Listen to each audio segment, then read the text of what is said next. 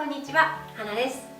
今日は世の終わりについて話したいと思います。よく私のお父さんが茶の間で、ニュースとかを見て、すごいそのニュースが残酷だったりすると、ああ、この世ももう終わりだねとか、ああ、世の末だねってよく言ってました。今日はこの世が終わりに近づくとどんなことが起きるのか、聖書には何て書いてあるのかっていう話をしたいと思います。最初に行きたいのはマタイの24章6節です。戦争の騒ぎや戦争の噂を聞くだろうが、慌てないように気をつけなさい。そういうことは起こるに決まっているが、まだ世の終わりではない。戦争の騒ぎとか戦争の噂を聞くだろうって書いてあるんです。第一次世界大戦、第二次世界大戦、戦争によって亡くなった死者の数って歴史的に見るとすごく増えているんです。聖書にはそういうことは起こるに決まってるが、まだ世の終わりではないって言ってるんです。他のサインを見てみましょう。その次の説、7節を見てみるとこうあります。民は民に、国は国に敵対して立ち上がり、方々に飢饉や地震が起こる。飢饉や地震が起こるって言ってるんですね。日本人だったら地震よく感じると思います。私は2011年の3月に東日本大震災が起きた時、高校生だったんですけど、生物の授業を受けていて、その地震を感じた時、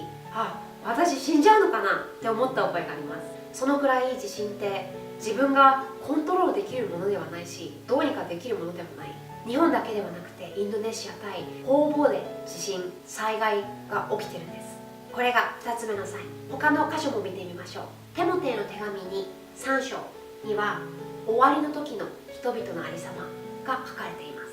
1節から5節を読んでみたいと思います。しかし終わりの時には困難な時代が来ることを悟りなさい。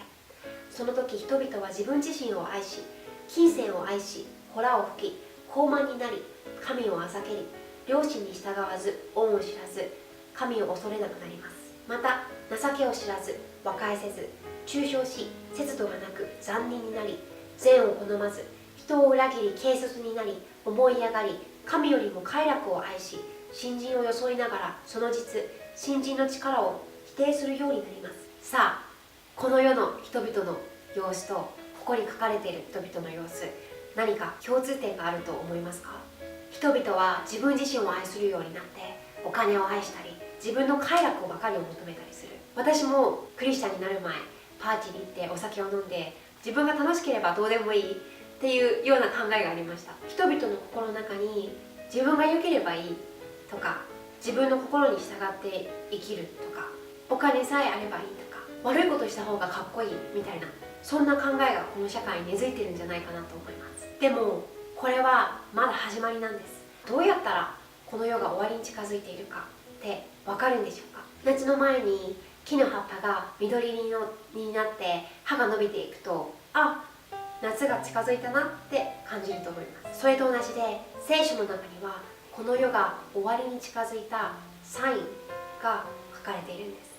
じゃあこういうサインを見た時に私たちはどうリアクションしたらいいんでしょうか？ルカの福音書21章28節を見てみるとこうあります。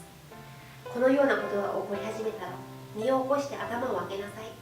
あなた方の解放の時が近いからだ。私たちはこの世の終わりだからといって恐れたり怖がったりする必要はないんです。身を起こして頭を上げて、そして未来の希望を見る必要があるんです。私たちの解放の時が近づいているんです。私たちが生きているこの世は全てじゃないんです。イエス・キリストが再臨し、私たちが本当に住むべき場所、天国